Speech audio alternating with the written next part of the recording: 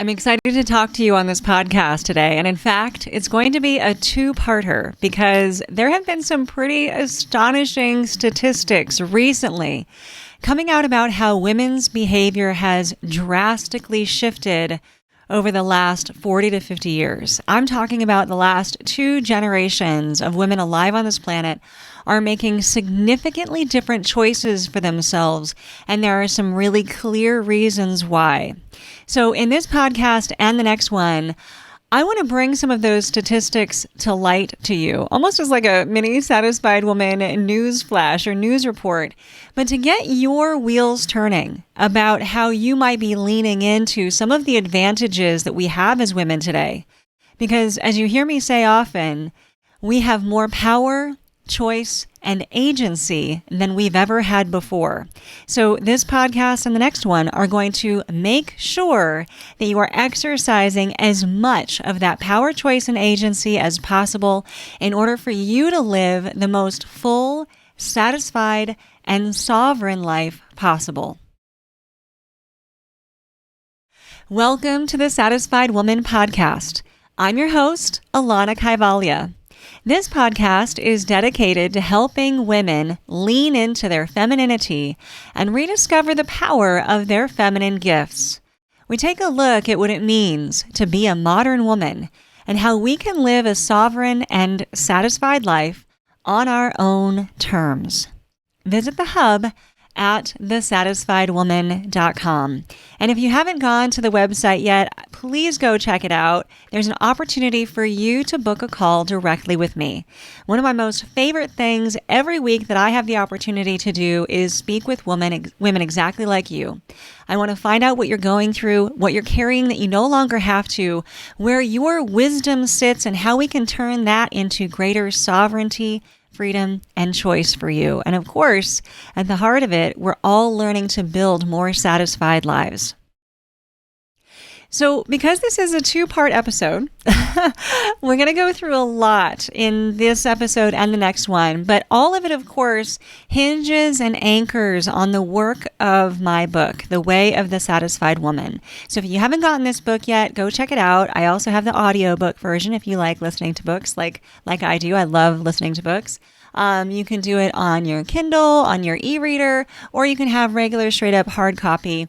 But one of the foundational principles that I uncovered in my research into femininity and feminine psychology and what it means to live life on our own terms as women today is that women really need 4 things in their lives always as like foundational non-negotiables in order to even approach what their most satisfied and sovereign life would be. And I call those the 4 keys. They are security, safety, trust, and cherishing. So if you haven't heard me talk about those before, I definitely recommend going back and listening to some past podcasts. Can you believe this is podcast number 67? So there's a lot of work and wisdom and research there for you for the learning and for the understanding, especially as we as women learn to lean into what it means to be a modern woman, because it's changing. And I've got some big facts for you today to really ground this movement. You know, I wrote this book a few years ago. I've been studying feminine psychology and femininity for decades now. I've been working with women one-on-one to help them build sovereign businesses and satisfied lives for more than 10 years.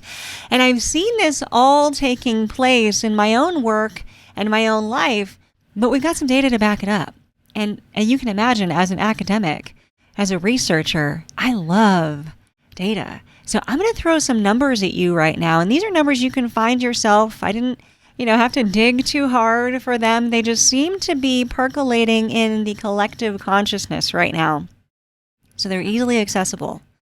All right, so we're going to talk about how women's lives have shifted majorly on 2 different kind of playing fields, as relationships and marriage and as finances. So in 1975, the median American woman married for the first time at the age of 21.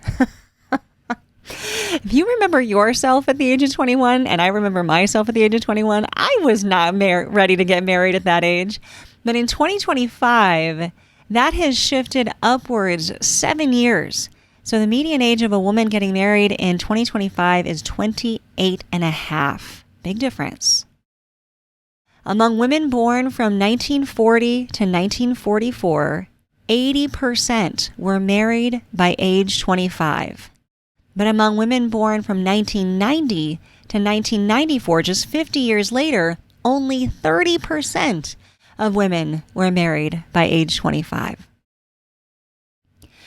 We're shifting into choosing to not have children. We're delaying marriage. We're prioritizing career. We're not living with spouses. 1 in 4 40-year-olds had never been married by 2021. That's astonishing. In 1990, women 30 and older accounted for about 30% of births. By 2023, they accounted for more than half. So we're postponing having children, or we're deciding not to have them at all. The birth rate has declined significantly, down to 53.1 births per 1,000 women, ages 15 through 44 in 2025. This is unmistakable generational restructuring. Now, alongside these shifts that we're seeing actively happen right now in women choosing not to be married, choosing either to postpone childbirth or not have children at all, choosing to focus more on their careers, choosing sovereignty over something else. And we also see this coinciding with the our ability to take control over our bodies and our birth rate, whether we want to have children. So contraception happens in 1960 for the first time. In 1972, we were allowed as unmarried women to decide on our own contraception. In 1974, women were finally given the opportunity to have their own bank account without a male cosigner. And in 1988, the Women's Business Ownership Act allowed women to have access to business credit without requiring the signature of a male relative. You could not have a business loan as a woman without a male relative's signature until 1988. Guys, I was 8 years old. Many of you listening to this podcast were alive at this time. Many of us have been alive and around for these massive shifts in how women are behaving and choosing to live their lives.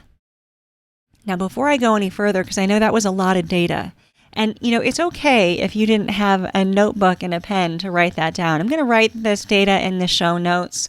And of course, you can come talk to me on my website, thesatisfiedwoman.com.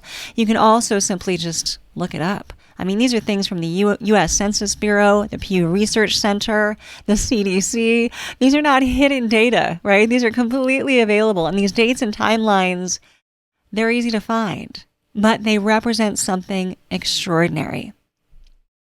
Now, I've known that this shift has been happening for a long time. And again, this is one of the reasons why, a big reason why I wrote this book. And for those of you on YouTube watching me, I've got the book open here to my dedication page.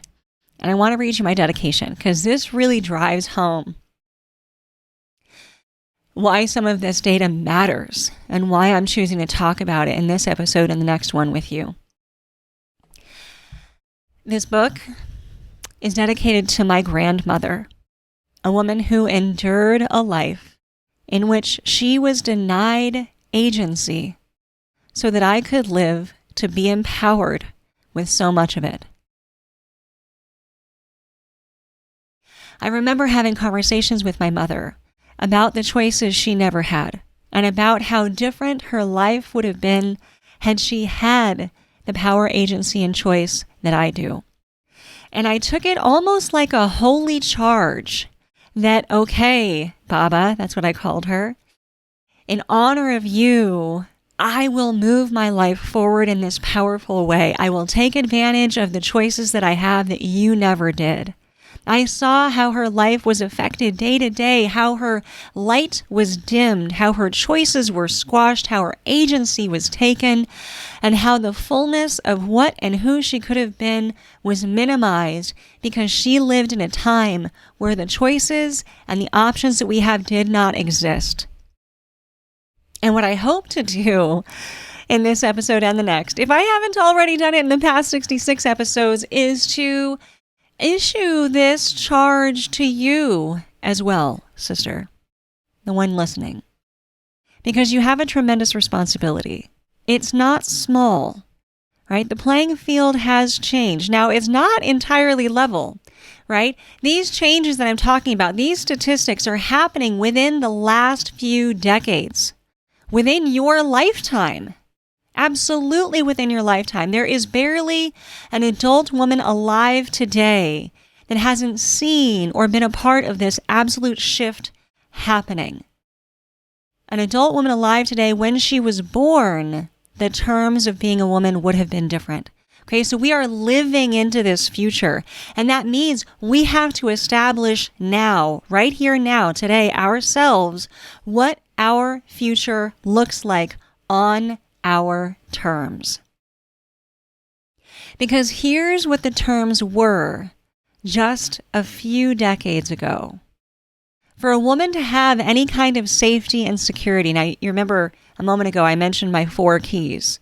A woman can't even begin to approach satisfaction and sovereignty until she has the 4 keys in place: safety, security, trust, and cherishing. I'm going to focus on safety and security because, without those, there really isn't anything else.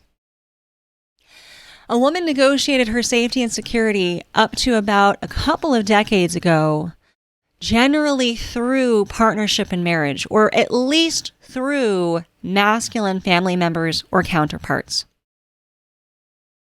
There was an historical bargain, essentially, between men and women. It used to be that women essentially gave up their fertility, their sexuality, their domestic labor, their emotional labor, their creativity, and social legitimacy to a partnership. They handed that over. And in return, what they were hoping to receive was providership and protection, largely through money and physical or social status. Because we didn't have the opportunity to secure providership or protection for ourselves. We couldn't have our own bank account. We didn't have the option to choose when, whether or not, or if we wanted to have kids. We secured that through relationship, largely marriage. And that was never an equal partnership because women could not safely refuse those things. If a woman was on her own, if she got divorced, her options were extremely limited, not just because the culture stated it or through social norms, but because legally she couldn't even manage her own money. Socially, women in the workplace were looked down upon, not hired. We didn't have access to education for a long time. This was never an equal playing field, and it wasn't just social and cultural standards that regulated it. It was also largely the laws in the world that we live in. So marriage or relationship wasn't just a romantic choice. I wish that it could have been. And I know that there are, of course, examples of men and women who've been married in a marriage for a long time, and they did choose based on love, and that worked out, okay? I know that for some people it works out. But the playing field was never level, right? If it worked out because it was magically blessed in that way, I love that. But for most people, the social and cultural constructs didn't offer a level playing field. It wasn't just a romantic choice. It was an institution through which women had access to safety, to money, to housing, to legitimacy, to protection. Her survival literally requires those things, and the only way it could be negotiated for a very long time was through relationship or through masculine family members and partners. Our capacity as women to negotiate this was incredibly limited. And once we are locked into that system, our capacity to challenge bad behavior in that system is even more limited because our safety is in peril. Our security is in peril. If we challenge bad behavior inside a system that has control over all of these things that we need, how can we actually speak up for ourselves? But then women almost simultaneously in history, a short 50 years ago, acquired authority over 2 things that had most powerfully controlled their lives. Number 1, reproduction, and number 2, money. Once women could control their own pregnancy, earn their own money, hold their own credit, build their own businesses, and actually survive outside of the construct of marriage or relationship or masculine family members, the entire contract of how women operate in this world fundamentally changed. And the statistics show that. Now, a mere 50 years later, some even less for some of these things, it was this quick. The change was this quick. In just 2 generations, barely 2 generations, we're marrying 7 years later. We're putting it off. We don't need it early on. We're marrying 7 years later, on average. Marriage by age 25 has fallen from 80% to 30%. The share of younger adults living with a spouse has been cut in half. 1 in 4 40-year-olds has never been married. And more women are either postponing or rejecting motherhood altogether. This is not just a demographic footnote. We're not just going, oh, wow, how interesting. This is a wholesale renegotiation of the life of a woman. Because we don't need men, partnership, marriage, masculine family members, the way that we used to historically need them. So therefore, men can no longer secure women's loyalty merely by earning a paycheck. They must become worthy partners. Now, look, in my work, I actually believe that this is highly beneficial for men as well. I don't think that the previous construct of how we were living, that distorted masculine patriarchal structure, benefited men either. I really don't. It reduced them to a paycheck. It meant that their only job was to go out and work. I know so many men who don't love that model because they miss their kids. They miss their wives. They miss their families. They miss out on big life experiences. They feel used, not useful. So this is in no way an indictment of men at all. It's a shifting of the entire culture. And I believe it's actually a shift for the benefit of everyone, men and women. Because now, on the kind of challenging side here, money alone is not sufficient compensation for the companionship of a woman. It's not sufficient compensation for our labor if we choose to give it, whether it's emotional labor or physical child labor. It's not enough compensation for our devotion for our entire lives.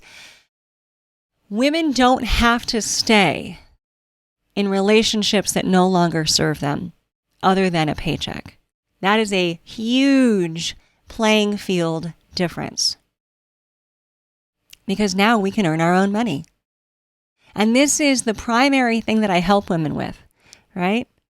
Of all the work that I do, which is, it's big work. I talk about feminine psychology, femininity in the modern day. The inflection point, the big shift, the big catalyst for a woman's full sovereignty and satisfaction is her access, agency, and ownership over her own finances. And that's what gives a woman choice. She can choose to have a partnership from love, from trust, from cherishing, from fullness. We don't need a man's paycheck anymore. It's nice, sure. Like everybody loves money. You've heard me say that before. But we're not negotiating our bodies, lives, emotional labor away just so he can go slave at a job all day long. This is an imbalanced system. It didn't make anybody happy. It set up certain cultural expectations, but nobody's happy within this very tight controlling framework. Trust me. We now want relationships on different terms. Now we want actual partnership. We want emotional safety. We want your emotional security more than we want your financial security. We want presence. We want you to show up for us. It's not enough that you might just go to work and earn a paycheck. We want you to be present for our lives. We want you to understand us, see us, value us. We want to know your character. We want to have an emotional connection as much as we have a connection in building something here day to day as a family. We want your support, your interest, your insight. In fact, I believe that fundamentally one of the greatest benefits of being in partnership, and I'm a huge advocate for partnership for women, is that women get to make decisions through their strongest gift, which is their emotion and intuitions. And when they have an emotional reaction to something or an intuitive hit on something, that is as valuable as knowledge that comes from the masculine gift of logic and reason. And when we have a cherished masculine partner who sees us and honors our emotion and our intuition and says, you know what, baby, I see you. I see that this is a point of suffering for you. Let's figure that out and change it. Not, oh, you're crazy. When they're not trying to negotiate away our intuition and our emotions, that becomes a safe partnership. So for a woman, these 4 keys, safety, security, trust, and cherishing, they're not just material. They're not materialistic keys. A woman feels safe when she is emotionally held and supported, when she has that masculine wall to break those waves against, when she's not negotiated out of her intuition, when she's not called crazy, bitchy, bossy, pushy, when she's honored for who she is as a woman, and when that is seen as a strength and an asset, because her emotions and intuition are going to give different and beneficial information than just the logic and reason, then we have fullness. Then we have fullness of partnership, and we are better together than we are alone. That said, the playing field has changed. And if money is no longer sufficient, we do need more. So this is calling men who are still trying to coast on that old paradigm, I'll just work and provide money and that'll be enough, into a more complete and full sense of masculinity. Right? The old paradigm allowed men to provide his entire social obligation just by providing material worth and value. And again, we love that, but women can make that now too. And that's what I work with a lot of women on, creating their own sovereign business so that they can earn their own value, so that this isn't something that we have to negotiate away. So today's women really are asking the men that we want to partner with to provide relational, emotional, and psychological support and safety. This is historically new, and women have been moving this needle forward pretty aggressively over the last 40 or 50 years. So if this isn't something that the men have moved the needle forward on, and I know that there are men doing incredible work, but if you haven't done the work yet, or you haven't looked at this research yet, it's time. And I do actually have, I think, at least one podcast and one video that is for men. So ladies, if you're listening and you want your men to kind of get the nutshell version of this, go find that video and get them up to speed. So we're really changing who we are as women. And what that means is, look, there's so many implications of this. This is why this has to be 2 episodes. Because, I mean, it's almost like the research that is validating what women have always wanted, which is power and choice. All right, women are powerful. Our power has been hidden from us. It has been denied to us. It has been minimized. And it has, to some extent, even been made dangerous for us to display. Those things are shifting. Choice comes for women when we have sovereignty, when we have access to our own bodies, certainly, but absolutely to our own finances. When we have access to our own finances, we can stay in a relationship, and that becomes a fully connected, full-bodied, wholehearted yes to that relationship. If we don't have access to our own money in a relationship, when it's controlled by our partner, we will compromise ourselves to stay. We will stay when we are belittled. We will stay when we have fallen out of love. We will stay for convenience. We will stay even when it's scary. We will stay when we don't want to. And unfortunately, that's not only deeply harmful, degrading, and destructive for us as women, our men don't benefit from that either. Anybody in a partnership where one person doesn't truly wholeheartedly want to be there, no one is benefiting. So when women have access to their own sovereignty, when we can say, you know what, we're better partnered and let's pool all of our resources or however we want to manage that, but also this is mine. It gives us a level of sovereignty and safety to always make the best choices for ourselves. And that's what it all comes down to. All right? I want you to hear this. And if you can hear my voice, if you're listening to the audio, you can hear the emotion coming up because I think of my grandmother, right? She was very important to me. I talk about her a lot. She didn't have these choices. And so unfortunately, she had to do and choose things that were deeply compromising for her. I never wanted that for her. And I don't want it for you or any woman alive right now. Now, here's the thing. These changes, these shifts have come so fast. They've come so fast that even us as women are looking around going, wow, what do we do with this? How do we handle this? We're still living with a lot of the residual effects of that old narrative and paradigm that says, well, as a woman, you probably should be married and you probably should have children and you probably should defer to the relationship or submit in a certain way. And we don't have to anymore. But there's still some social construct happening. Depending on our age, we might still have some of that inbuilt and ingrained from when we were raised as women. So it's almost like we're living through our own culture shock.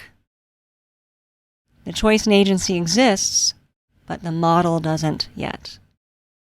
Except it does. That's why I do this work. That's why I wrote this book. That's why I teach you about the 4 keys. That's why I hammer on and on every week about your satisfaction and your sovereignty.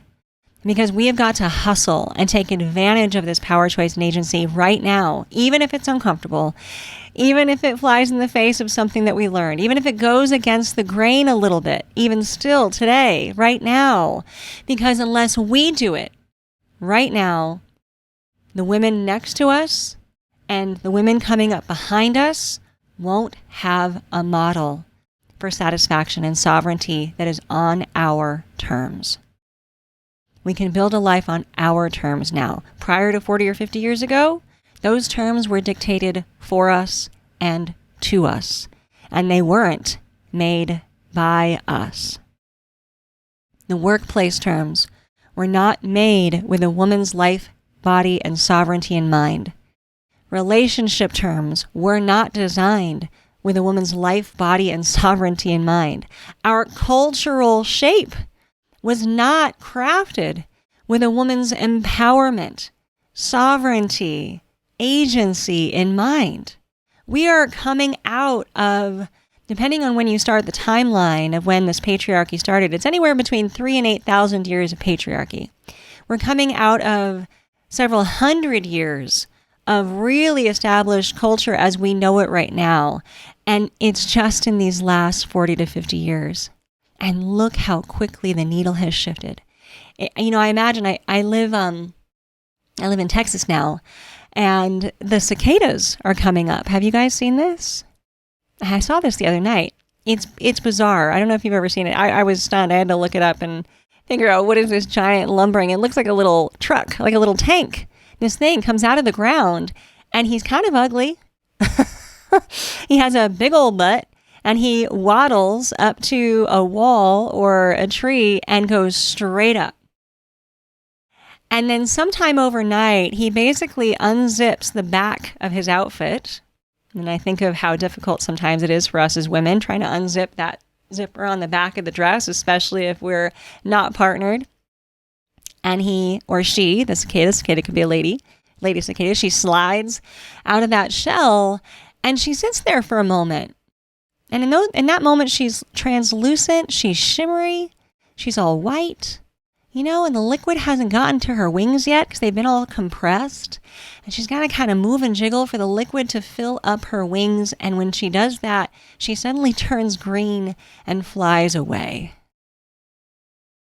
I mean, this is exactly what's happening to us because these cicadas, they hide underground for years. There's that big movement every 17 years or something, but then there's regular ones that happen every 2 to 5 years. They just hang out underground.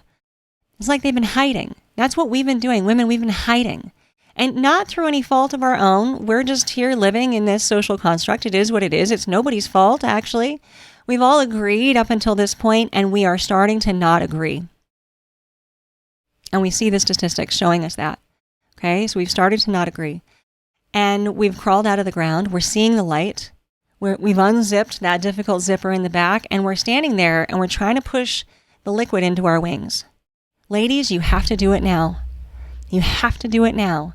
Because if you don't take advantage of this incredible moment in history and show women next to you and behind you what to do, if you don't push that water into your wings, you don't fly. I don't care how, I do care, I care, but I'll say it this way. I don't care how scary it seems. I don't care what other people will think. I don't care how uncomfortable it will make other people. I don't care the protests you'll confront by living your life on your terms. I guarantee you, with all of my heart, with everything that I am, that if you do this, if you take advantage of your power, choice, and agency right now, not only will you be better for it, but everyone else around you will too.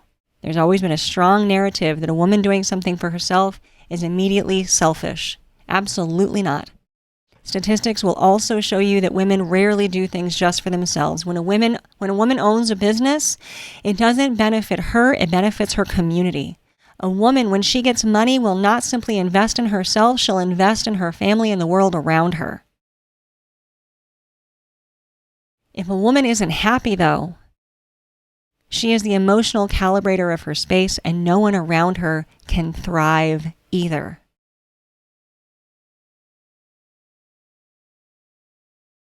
It starts with you, and it starts right now. I mean, those women 40 or 50 years ago, when things started really moving, in 1960 when the FDA approved the first oral contraceptive, in 1974, the Equal Credit Opportunity Act prohibited lenders from discriminating based on sex or marital status, and we could have our own bank accounts. These are big deals. These are big deals. That's the moment. And we're living into it now. So what are we going to do? That's my question. What are you going to do? How are you going to honor the power, choice, and agency that you have? How are you going to own your sovereignty so that every choice you make is for your highest good? Because the women who lived before you, not that long ago, they could not make those choices. And if you believe you are still stuck and don't have the ability to make choices for your highest good, then I want you to come talk to me. I want you to book a call.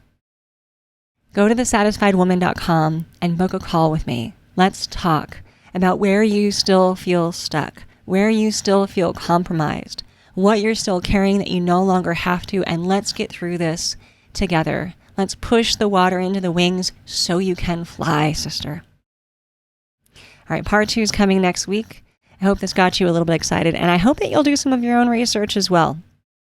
These facts exist. They're fun, they're empowering, they're validating, and they are showing us that women are making bold choices for themselves. What's going to be yours? So until next week, do everything you can to stay sovereign and satisfied.